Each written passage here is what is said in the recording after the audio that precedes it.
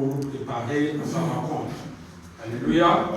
Et nous pouvons lire dans Jean chapitre 5, du 1er au 9e verset. Je dirai d'abord les 2, 3 premiers, vous allez vous en asseoir, et le reste, nous allons continuer au fur et à mesure. Si vous y êtes, nous pouvons aller Jean 5, 1, 1. C'est la guérison des paralytiques à la piscine de Bethesda. Nous lisons le Seigneur.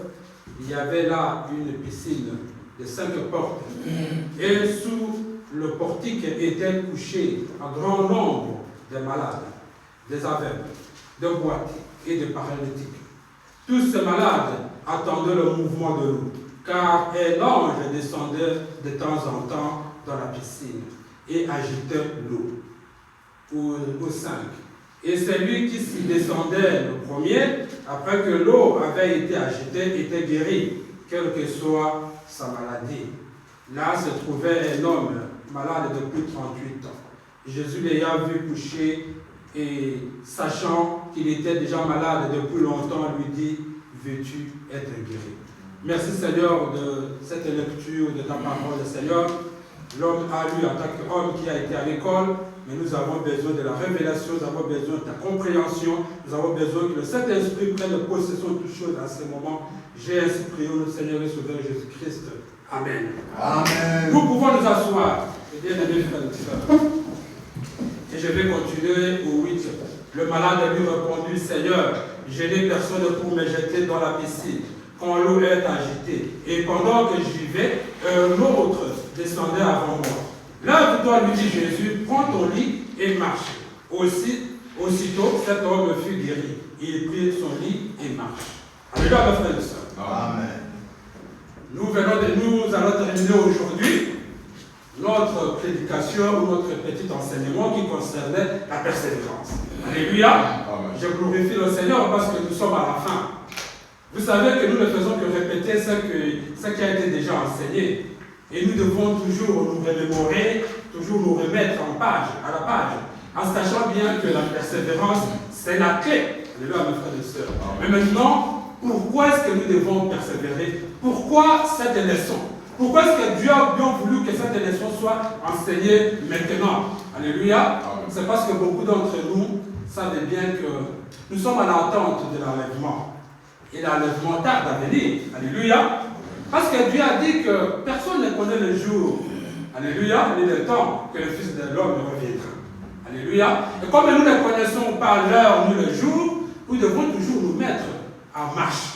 Nous devons persévérer sur notre marche spirituelle. Alléluia.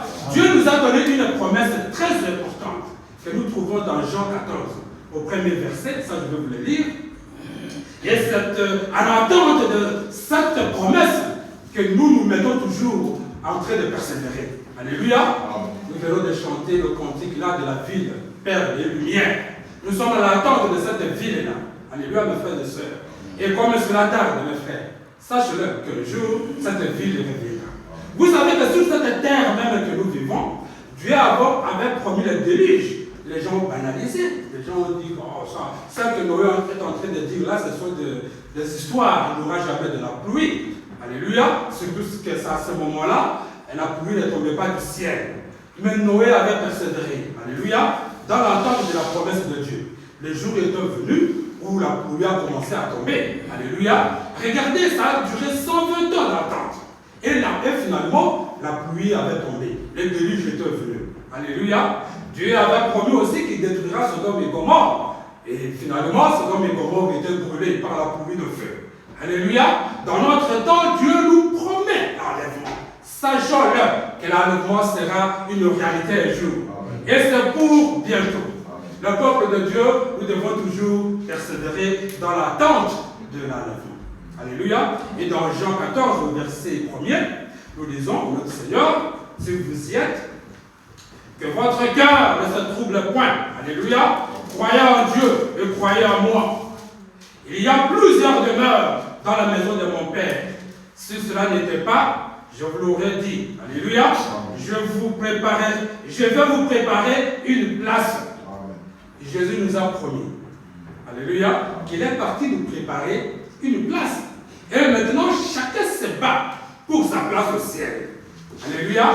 Il ne faut pas rater ta place. Il y a une place déjà préparée pour vous. Alléluia. Ma soeur, mon frère, c'est pour nous la vie des pères et lumière. Alléluia. Et chacun a sa place. Alléluia, mes frères et sœurs. Et moi, je me bats pour ma place. Tout le monde doit se battre pour sa place. Notre place, ce n'est pas sur la terre ici, mes frères et sœurs. Ici, nous sommes que des passagers. Alléluia. Un jour, tout passera et nous serons obligés de rentrer de là où nous étions. Alléluia. Dans notre belle ville où là nous sera la lumière. Alléluia, mes frères et sœurs. Il n'y aura pas le soleil pour éclairer cette ville. Alléluia. Il n'y aura pas de maladies dans cette ville. Il n'y aura pas de morts dans cette ville. Il n'y aura pas de souffrance dans cette ville. Nous serons que dans la joie. Alléluia.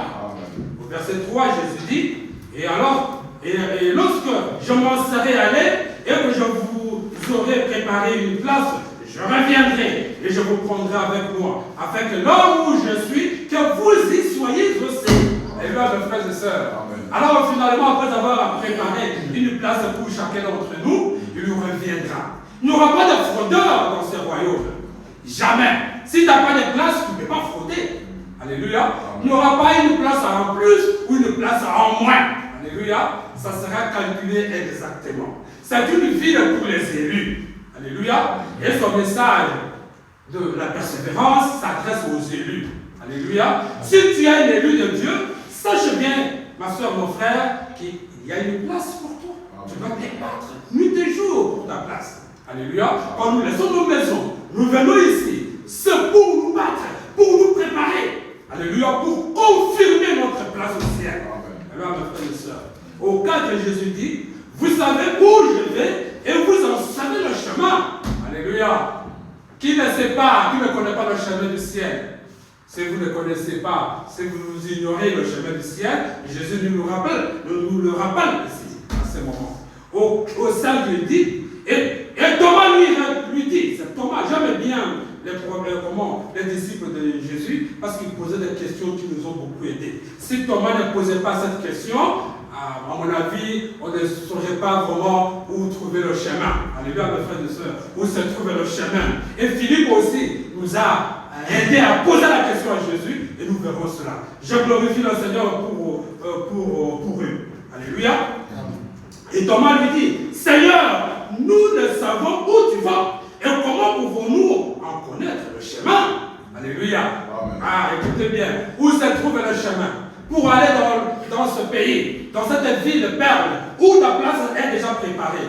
Comment savoir le chemin? Alléluia. Amen. Même si on dit dans ce monde que tout chemin mène en Rome, je crois pour eux. Alléluia. Mais dans les choses de Dieu, tout chemin ne mène pas en Rome. Alléluia, mes frères et sœurs. Supposons que tu dois aller à Namur, puis tu prends la route de Mons. Alléluia. Et tu vas te dire, je vais faire un détour jusqu'à l'entrée nationale telle et autre. Mais nous savons que la promesse de Dieu a un temps. Pendant que toi tu fais ton détour là, pour atteindre Namur, alors que Dieu avait tracé un chemin direct pour vous, et le temps fixé est arrivé, et maintenant toi tu ne fais que tournoyer pour arriver à Namur, ça sera trop tard pour vous. Vous êtes d'accord avec moi, mes frères et sœurs? Ah oui, vous serez en retard, pendant que l'enlèvement a déjà lieu, mais vous êtes en train de chercher la route. Dieu nous a tracé la route directe, mes frères et sœurs, pour arriver très vite dans cette ville. Pour être dans le temps, le jour de l'enlèvement, mes frères et sœurs. Et aussi, et Jésus lui dit, je suis le chemin, la vérité et la vie. Alléluia, mes frères et sœurs. Notre chemin, c'est Jésus-Christ. Alléluia. C'est lui qui a Jésus, a le chemin. Amen. Alléluia. Nul ne vient au Père que par moi. Alléluia, mes frères et sœurs. Amen. Tu ne peux pas arriver au Père. Tu ne peux pas arriver dans cette ville-là si tu ne passes pas par Jésus. Mais seulement, Jésus nous a donné la clé pour le connaître. Alléluia. Qui dites-vous que je suis? Alléluia, mes frères et sœurs. Et tu es le Fils de Dieu. Tu es le Christ. Et sur cette révélation que je construirai mon église. Alléluia, mes frères et sœurs. Jésus nous a montré ce chemin. Pour le voir, pour le rencontrer, il faut le connaître lui. Alléluia. Il faut avoir la révélation de la divinité, mes frères et sœurs. Nous sommes vous me connaissiez, vous connaîtriez aussi mon Père. Et dès maintenant, vous le connaissez et vous l'avez vu. Alors, mes frères et sœurs. Et au 8, Philippe lui dit, Seigneur, montre-nous le Père. Maintenant, il n'est plus question seulement du chemin, mais il est aussi question du Père. Alors, mes frères et sœurs, le chemin, il nous révèle que c'est moi. Tu ne peux pas arriver à moi sans que mon Père ne te le révèle. Alléluia. Maintenant, il ne se pose cette question de Père. Tu parles du Père. Montre-nous le Père. Alléluia, mes frères et sœurs. Et maintenant, Philippe lui dit, Seigneur, montre-nous le Père et cela nous suffit. Tu parles du Père. Vous savez, quand nous étions encore des enfants, quand on a connu ce message, quand le pasteur prêche et parle de ces choses, mes frères, nous on tombait, on criait, parce qu'on savait ce qu'il va dire. On était dans la joie. Vous savez, aujourd'hui, nous sommes devenus froids dans le message. Nous sommes devenus un peuple peut-être un peu civilisé. Nous ne savons plus battre les mains, nous ne savons plus dire Amen, nous ne savons plus dire Alléluia. Alléluia. Nous sommes devenus civilisés. Alléluia. Nous ne sommes pas dans un royaume de gens civilisés. Nous sommes dans un royaume de gens éveillés. Qui disent Amen. Des gens humbles, simples. Quand ils ont affaire aux choses de Dieu, ils sont simples. Ils disent Alléluia. Ils acclament. Alors, mes frères et sœurs. Et Philippe lui dit, Seigneur, montre-nous le Père, et cela nous suffit. Alléluia. Il ne suffit pas de nous parler du Père, c'est lui qui va au Père, ou si le Père ne lui révèle. Mais parlez-nous du Père, montre-nous le Père, et cela nous suffit. Alléluia. Et Jésus lui dit, il y a si longtemps que je suis avec vous, et tu ne m'as pas connu, Philippe. C'est lui qui m'a vu, a vu le Père. Comment dis-tu? Montre-nous le Père. Et là, mes frères et sœurs, c'est lui qui m'a vu, a vu le Père. C'est-à-dire qu'il était lui-même le Père devant eux. Alléluia, mes frères et sœurs. Il était le Fils, il était le Père, il était le Saint-Esprit. Toute est la divinité, toute est la plénitude de la divinité. Il était corporellement à Jésus-Christ. Amen. Alors, mes frères et sœurs, donc ils avaient affaire à Dieu lui-même. Alléluia. Comme la Bible nous dit qu'il était 100% Dieu, 100% homme. Et si vous n'avez pas la révélation de ce qu'il est lui-même, le chemin des royaumes vous est bloqué. Alléluia. Comme il a dit lui-même dans Jean 8, au verset 24. C'est pourquoi je vous ai dit que vous mourrez dans vos péchés, car si vous ne croyez pas ce que je suis, vous mourrez dans vos péchés. Alléluia. Ignorer la divinité, ne pas voir la révélation sur la divinité du Seigneur Jésus-Christ, c'est la mort. Vous savez, avant qu'on ne reçoive le message du temps de la fin, personne ne croyait que Jésus était Dieu. Non. C'est après avoir reçu Malachie 4 que nous avons eu cette révélation, que même dans les dénominations, on les dise. Mais seulement, ils n'ont pas la révélation que nous avons. Ils disent seulement que Jésus est Dieu tout-puissant, comme pouvait dire des enfants, ou je ne vais pas dire perroquets, pour dire de la répétition de la chose. Mais la profondeur, ils ne l'ont pas. Alléluia. Tu peux mettre un prédicateur dans la dénomination, vous lui posez la question, vous nous dites que Jésus est Dieu, prouvez-le-nous par les Écritures. Il va se perdre. Alléluia, mes frères et sœurs. Malachie 4 nous a révélé ses secrets. Alléluia, mes frères et sœurs. Et connaître Jésus comme Seigneur, comme Dieu tout-puissant, c'est la clé du royaume. Même elle a dit, mes frères et sœurs. C'est pour cela que ce petit moment que nous avons passé, que nous avons parlé de la révélation du Seigneur Jésus-Christ, que nous avons dit que la Bible est fondée sur la révélation, que l'Église est même fondée sur la révélation, ce n'est pas pour ennuyer un frère ou une sœur qui a abandonné la voie de la révélation. Non, mes frères et sœurs. Parce que nous enseignons aux peuples qui ont la révélation. Et là, mes frères, oui, je parle aux enfants de la révélation. Si vous avez rejeté la révélation, c'est votre problème. Si vous dites que la Bible, le Malachie 4 nous a ramené à la Bible et vous oubliez de dire à la Bible révélée, nous respectons votre choix. Alors, mes frères et sœurs, mais nous disons que Malachie 4 nous a révélé la Bible. C'est la lumière de la Bible, c'est le torche de la Bible. Là où vous ne comprenez pas, il vient vous le chercher, il va vous l'éclairer parce que Dieu l'a élevé dans les lieux pour lui donner l'interprétation correcte de la Bible. Amen. Alors, mes frères et sœurs, amen. Nous croyons comme ça. Amen. Et nous sommes des enfants de la révélation. Amen. Alors maintenant, il y a Frère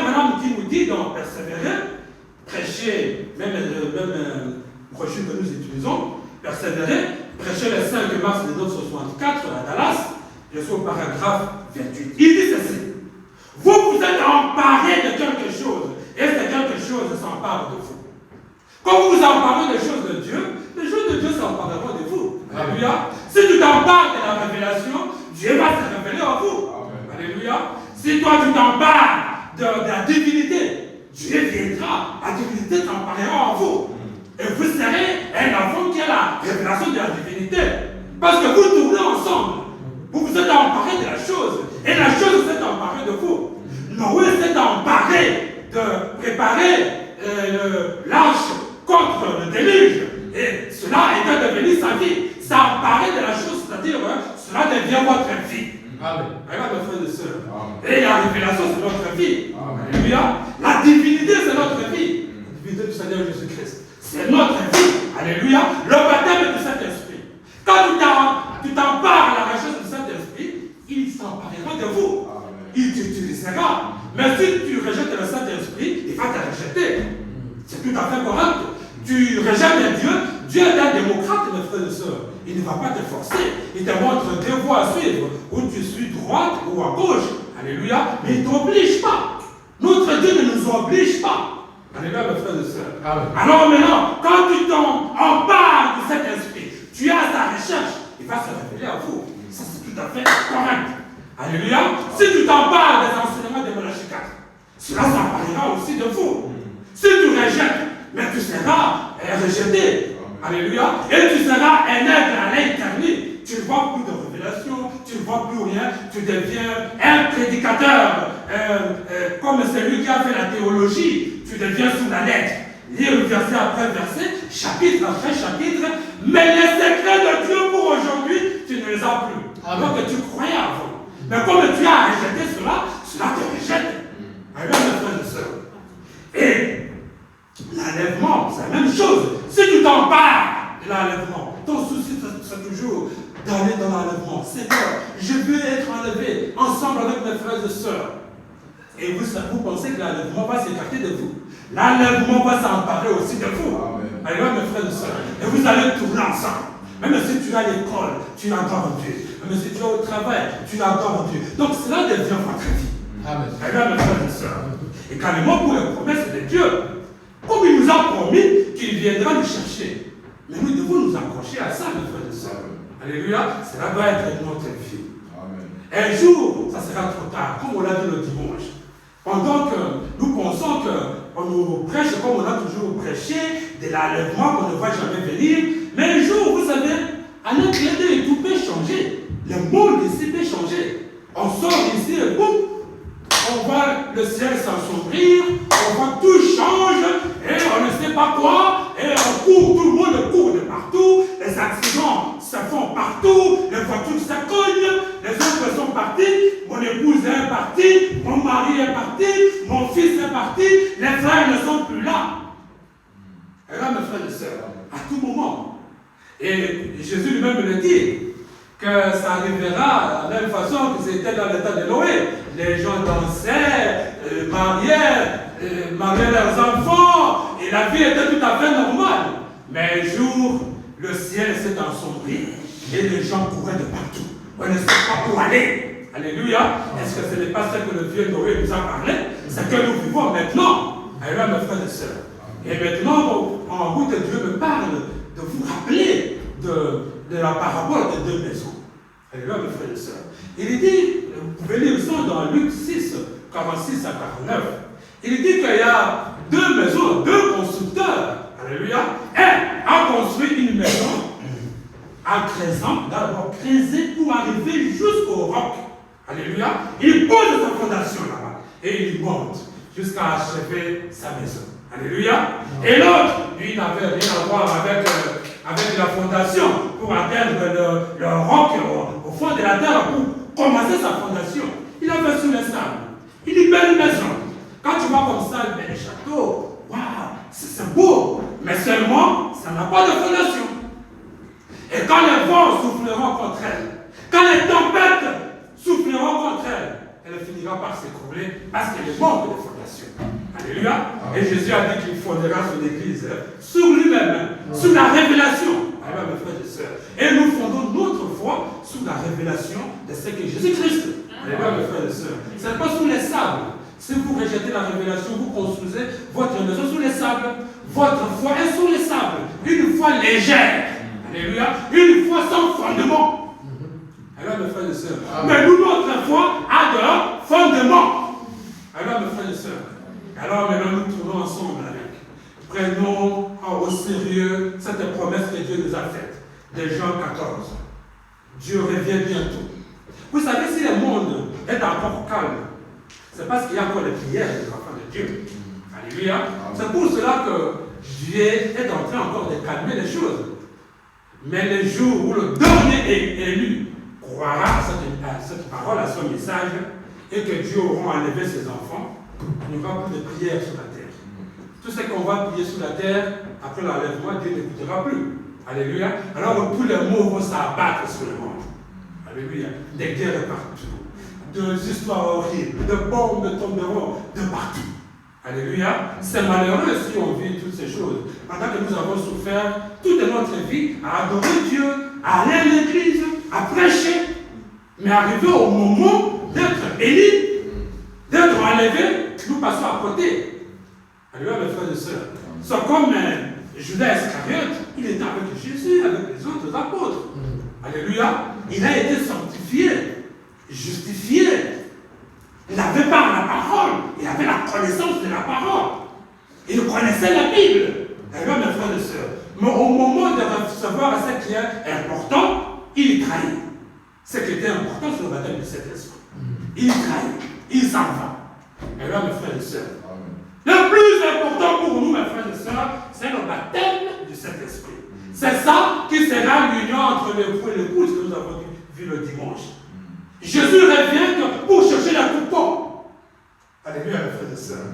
Pour relier les deux. Le mariage, l'union entre l'époux et l'épouse. Ce jour-là, ma soeur, ce jour-là, mon frère, Dieu sera content de nous voir. Et nous aussi, nous serons contents de nous voir. On se reconnaîtra que ça c'est frère David, frère Kanda, tout. On se reconnaîtra, mes frères et sœurs. Notre coupon revient. Et gardons notre coupon, notre témoignage. Que j'ai connu Jésus, je suis élu, voilà mon coupon. Alors, on va les ajuster.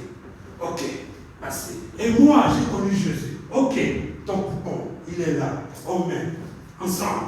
Tu passes et l'autre, tu ne frauderas pas.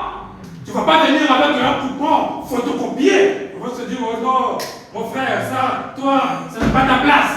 Alors, mes frères et sœurs, pendant que nous avons encore le temps de nous préparer, pendant que Dieu nous donne encore le temps, profitons-en. Amen. Alors, mes frères et sœurs, amen. Regardez comme c'est monsieur qui était malade, paralytique, qui était sous la piscine. Vous savez, la piscine de Bethesda veut dire quoi? Bethesda, du mot hébreu qui signifie lieu de grâce. Le lieu de grâce pour nous aujourd'hui, ce n'est pas la piscine là. Alléluia. Le lieu de grâce pour nous aujourd'hui, c'est en Christ. Amen. Si tu es en Christ, tu es dans le lieu de grâce. Amen. Ne sois pas en dehors du Christ. Ne soyez pas en dehors de ce message. Ne soyez pas en dehors de cet esprit. Il faut être dedans. Quand tu es en Christ, mes frères et sœurs, même si tu es dans la voiture et qu'un accident vous arrive, mes frères et sœurs, la Bible nous dit que l'ange de l'Éternel comme toujours à côté de ceux qui craignent Dieu pour les arracher du danger. Et là, mes frères et sœurs, et Dieu va écarter ces dangers. Et là, mes frères et sœurs, aujourd'hui, nous allons comprendre quelle a été la guérison de cet homme qui avait 38 ans malade. Alors qu'il y avait une piscine où l'ange venait agiter l'eau tout le temps. Mais seulement, il faut que le premier qui se jette, qui sera guéri. Mais lui était malade. Il ne savait même pas marcher. Comment est-ce qu'il va se jeter dans la piscine? C'était impossible. Il faut que les autres aient pitié de lui pour qu'ils se disent, ce monsieur a fait 30 ans qu'il vient ici aujourd'hui. Que tout le monde se calme. Aidons d'abord ce monsieur. Jetons-le dans l'eau. Non. Le royaume de Dieu appartient aux violents. Tout le monde veut être béni. Alléluia. On ne va pas penser à toi. Pendant que Dieu pense en nous, en nous donnant la parole de préparation, profitons-en. Amen. Alors, mes frères et sœurs, ce n'est pas un frère ou une sœur qui va t'aider à te jeter dans l'eau. Jamais. Alléluia, mes frères et sœurs. Et ce jour-là, cet homme était encore découragé pendant 38 ans qu'il était là.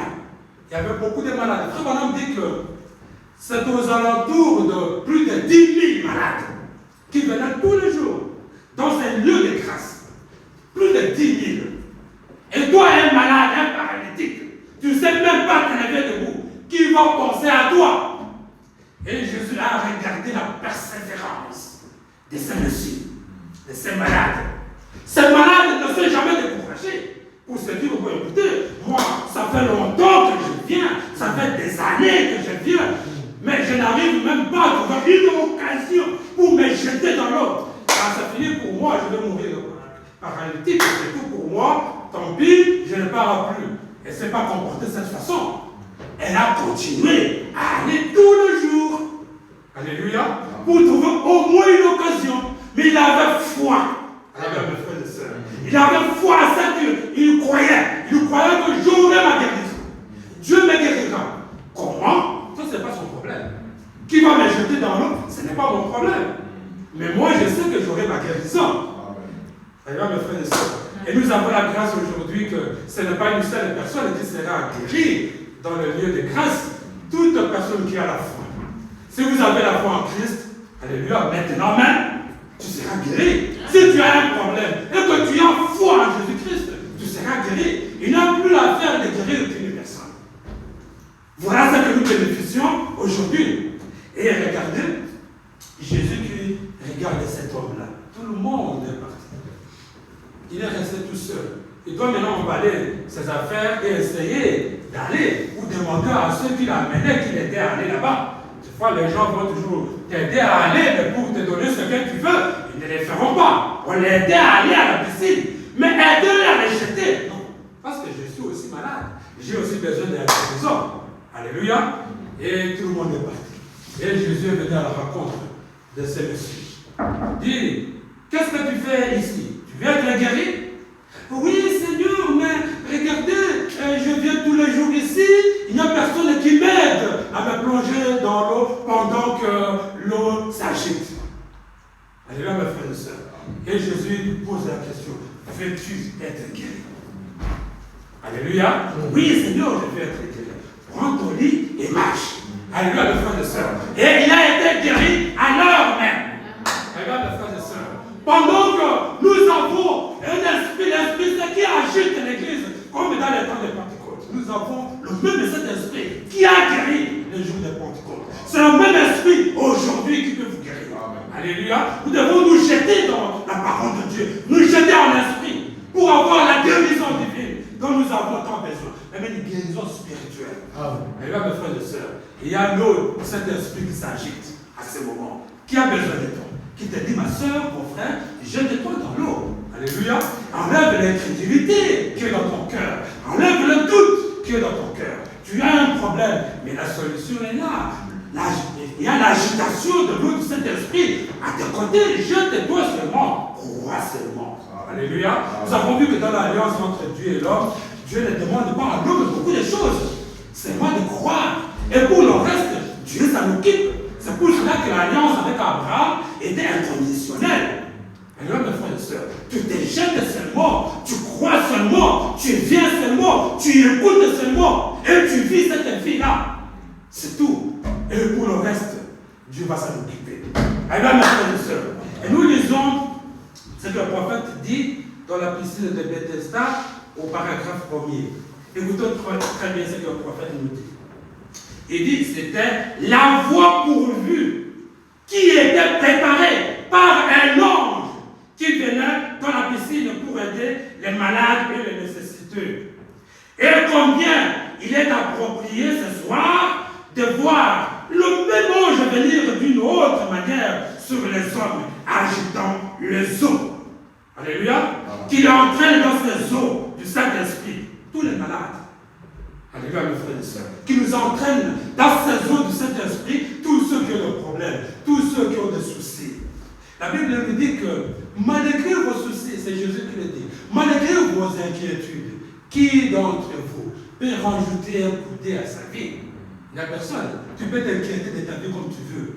Si Dieu ne vient pas en ton aide, ma soeur, mon frère, tu vas t'inquiéter pendant des siècles pour rien. Alléluia, mes frères et sœurs. Si Dieu n'intervient pas, tu peux t'inquiéter comme tu veux. Tu peux dormir avec des soucis, tomber malade, estomac, et tout ce que tu veux à cause de ton souci. Tu n'ajouteras pas un côté à ta vie. Tu ne changeras rien de toi, de ta vie. Mais si tu remets ce poids à l'agitation, à l'eau qui agite, l'eau de cet esprit qui agite, Dieu va te répondre. Dieu va te bénir.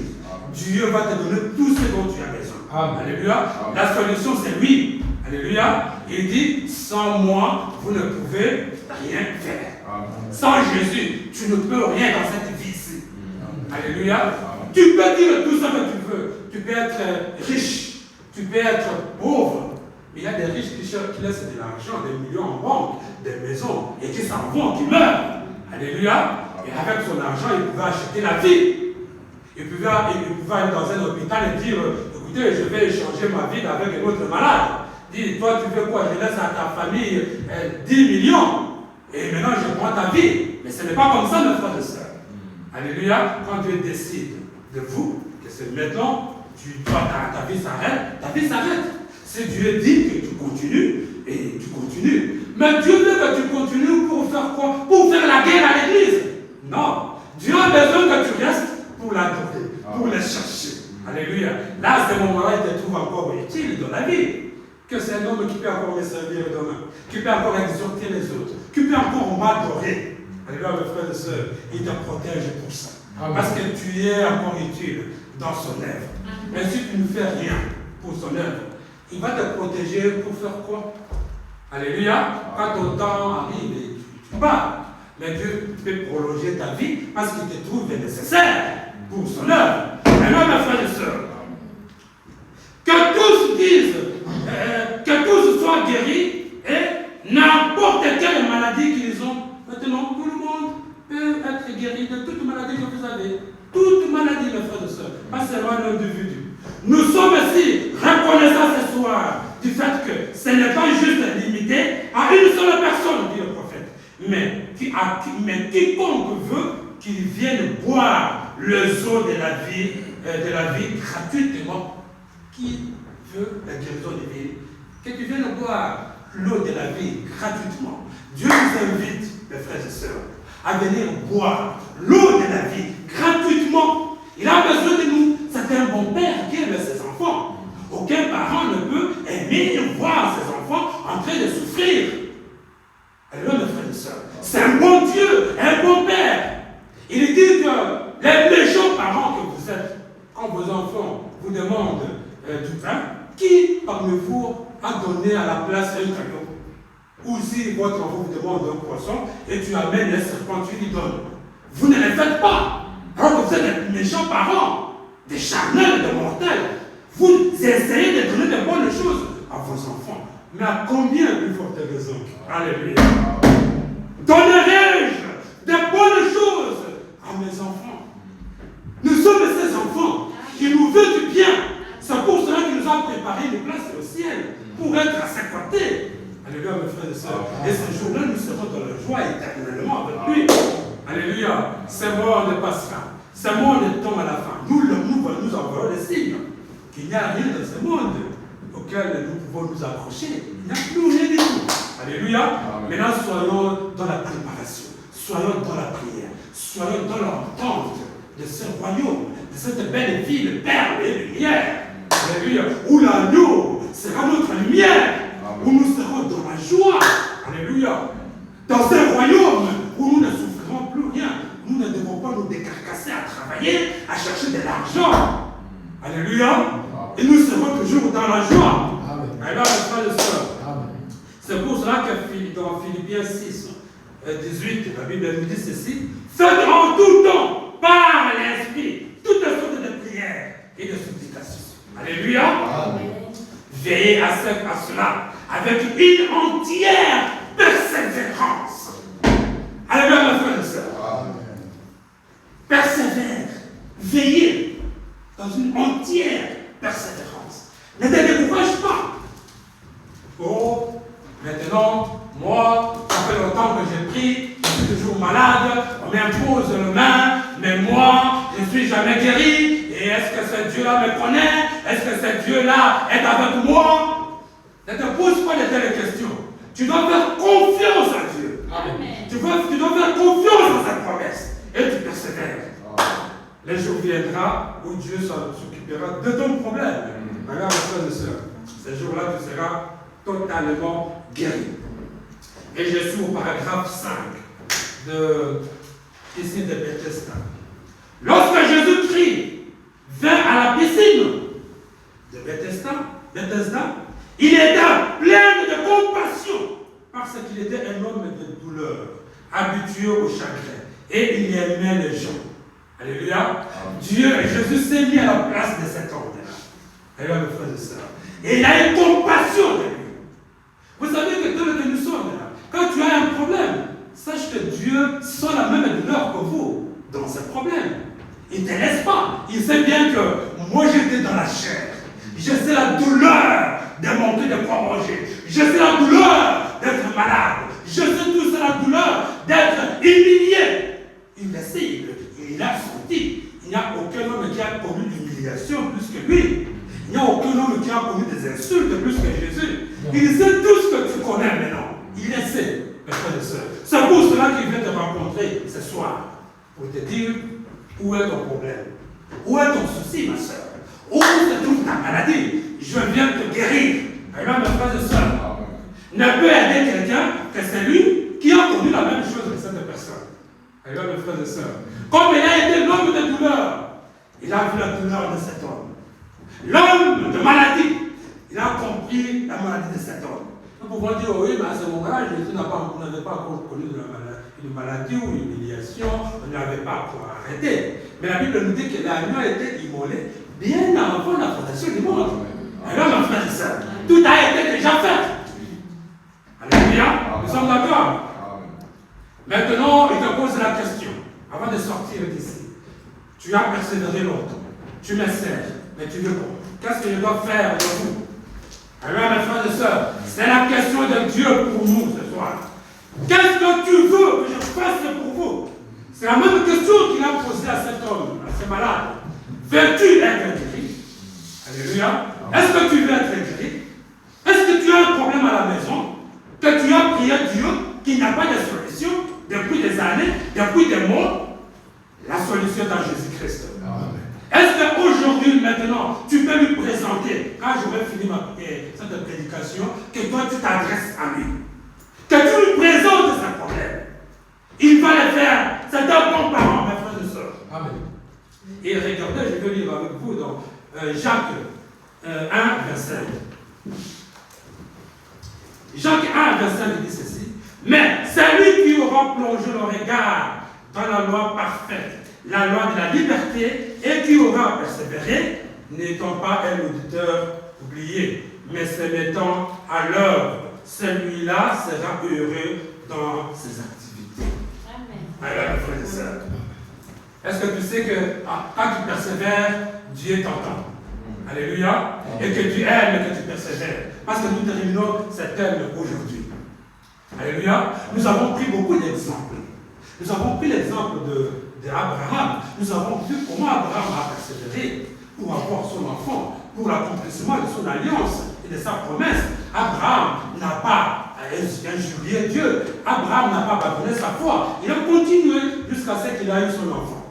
Nous avons vu le cas de Noé également. Nous avons vu que Noé a préparé son arche pendant 120 ans. Pendant qu'on lui montrait par les scientifiques qu'il n'y aura pas de pluie. La pluie n'a jamais tombé dans le temps. Mais comment tu peux faire une arche pour entrer dedans avec les animaux? On traitait Noé de fou. Mais cela n'a pas découragé Noé pour autant.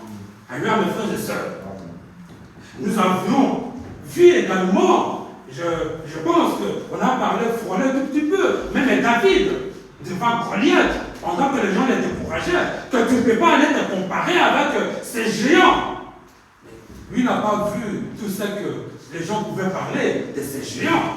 Alléluia. Lui regardait toujours la promesse de Dieu. Dieu lui a dit qu'aujourd'hui, tu vas faire tomber la tête de ces géants.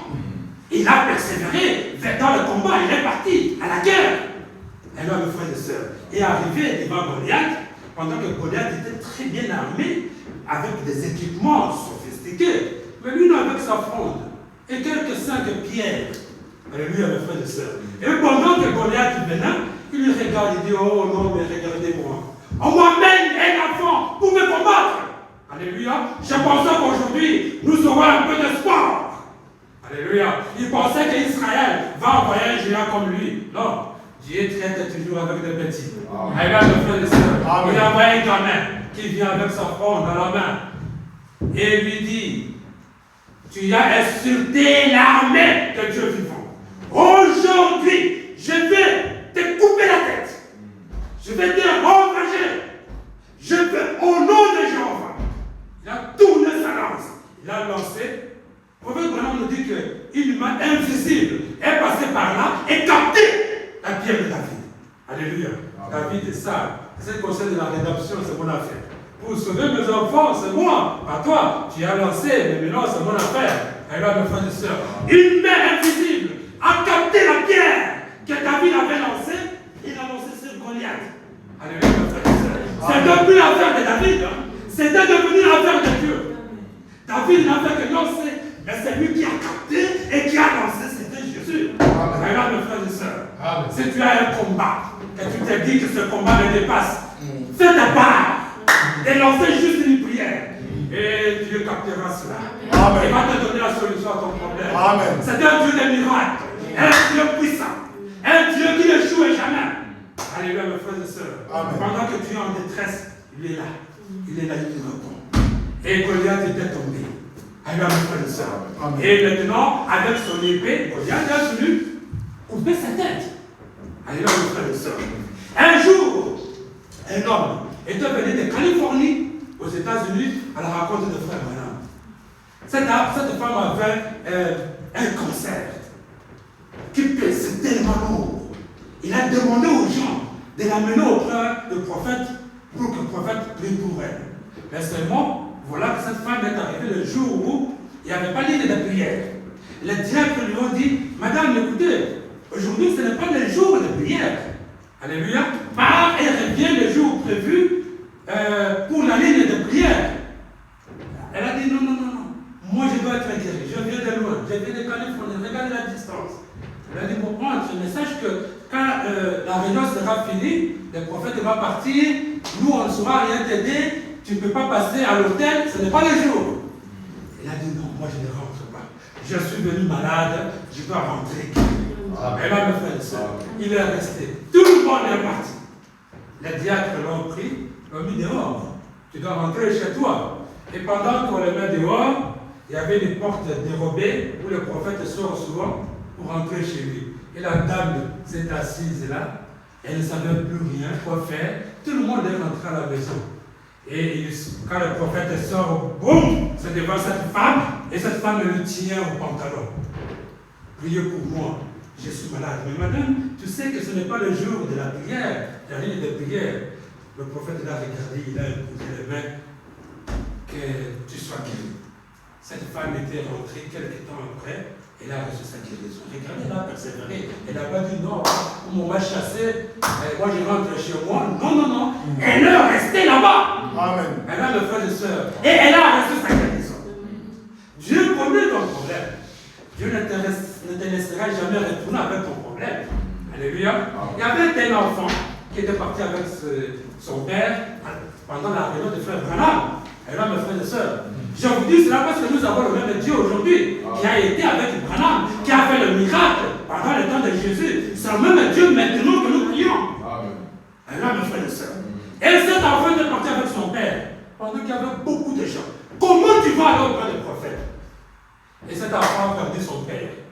Il est en train de se promener dans la foule. Et à ce moment-là, Dieu planifie qu'il y ait un malade dehors qui est venu et qu'on ait cherché pour faire Branham. Il y a un malade qui est dehors dans le véhicule, dans l'ambulance. Frère Branham sort, priez pour le malade. En rentrant, il se colle avec cet enfant qui cherchait à les rencontrer, qui ne sait pas comment aller là où il était.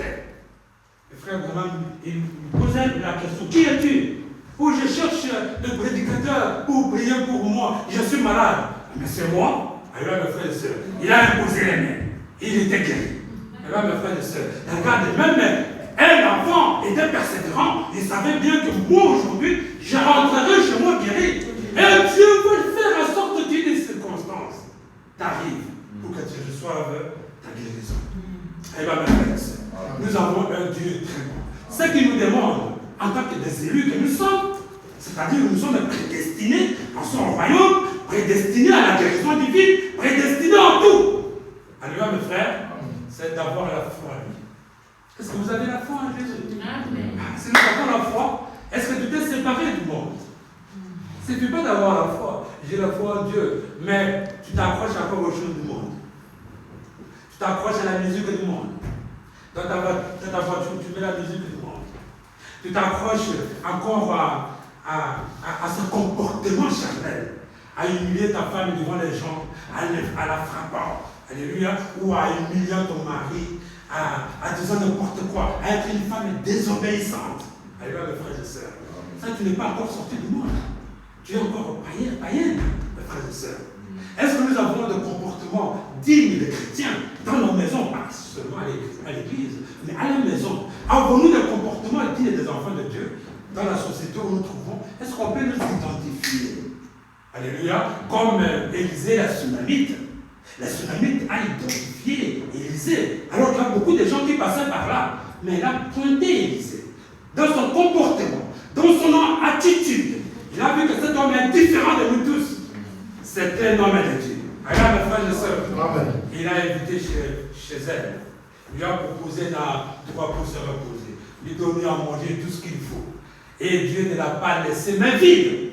Alléluia. Cette femme était stérile. Elle n'arrivait pas à concevoir. Et Élisée qui demande à son serviteur, Géhazi, demande à cette femme, pourquoi cet empressement? Comment se fait-il qu'elle veut toujours nous aider? Veut-elle qu'on fasse quelque chose pour lui? Est-ce qu'elle veut que nous puissions parler au général, au roi, aux autorités du pays? Il a dit non, je suis dans mon pays, je suis bien dans ma société, je n'ai besoin de rien. Mais Géhazi a observé que cette femme, son mari était devenu vieux et lui, elle n'avait pas d'enfant. Alors, mes frères et sœurs, il a dit à Élisée que bon, je constate que cette femme n'a pas d'enfant. Appelle-la. Alléluia. L'année prochaine, à la même date, tu auras un enfant. Amen. Vous voyez, Dieu l'a récompensé. Dieu récompense la foi. Dieu récompense les efforts. Si tu as la foi en Dieu, Dieu ne va pas te laisser main vide. C'est ce que Dieu nous demande aujourd'hui. Et regarde la veuve, et je termine là-bas. Une femme veuve et le juge unique. La veuve avait le potentiel avec quelqu'un. Mais vous savez, dans des pays où il n'y a pas assez de justice, on privilégie les riches parce qu'ils peuvent aller avec de l'argent, mettre sur la table du juge. Et même si tu avais raison, on déclasse ton dossier. Et cette femme, cette veuve, est de tous les jours au bureau des juges. Rends-moi justice de ma partie adverse. Rends-moi justice de ma partie adverse. Tous les jours. Les juges en avaient marre de cette femme. Quand ils voient cette femme arriver, ils se disent, oh, elle est venue encore me casser la tête avec cette histoire. Aujourd'hui, comme elle me fatigue, je veux résoudre son problème. Alléluia, je vais la rendre justice. Et elle a reçu sa justice. Alléluia. Et par là, Jésus veut nous montrer, Luc 18, 1, il dit, Jésus leur adressa cette parabole pour montrer qu'il faut toujours prier et de ne plus se relâcher. Priez toujours. Ne te fatigue pas de prier. Tu dois continuer à prier toujours. Amen. Ma soeur, mon frère, voilà ces quelques mots que le Seigneur a bien voulu que nous puissions partager ce soir. Et nous avons terminé notre thème de la persévérance. La persévérance, c'est la clé de toutes choses. Amen. Tu ne peux pas construire une maison si tu n'as pas persévéré, sinon ça serait une maison inachevée. Tu l'as construite, tu sais pourquoi tu l'as construite. Tu dois habiter avec tes enfants, contre les intempéries, contre des vents. Il y a un but pour lequel tu construis cette maison. Tu en as les moyens, tu as la foi que tu vas finir cette maison. Alléluia. C'est pour cela que tu t'engages. Tu ne pouvais pas t'engager à un projet où on te dit qu'il y aura une maison suspendue dans le ciel, comme ça où tu vas dormir. Tu sais bien que c'est faux. Tu ne t'investirais pas. Si tu t'investis, c'est parce que tu sais que c'est vrai. Aujourd'hui, tu sais bien que l'enlèvement est une promesse que Dieu nous a faite. Et que l'enlèvement aura lieu. Nous le savons. C'est pour cela que nous persévérons. Et nous verrons ces jours. Et nous serons dans la joie. Que Dieu vous bénisse. Amen.